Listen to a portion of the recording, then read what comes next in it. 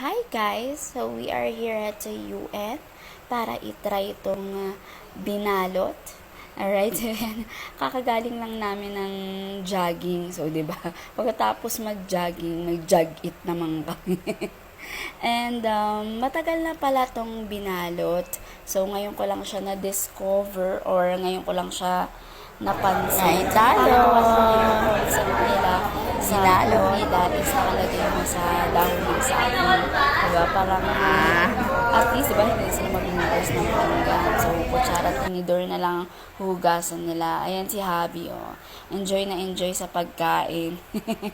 And, ayun, nakakatuwa lang yung concept. Simple lang yung food, pero nakita mo na parang pinaghandaan naman or pinag-isipan naman yung concept nila na yung food is ilagay sa asin. Parang boodle adobo na papo. So, ayan. Tapos na nga. Enjoy na enjoy kami sa pagkain. And, syempre, kahit pa paano na-miss ko.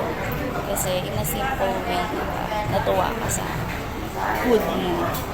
Tapos, may itlog na maalat pa and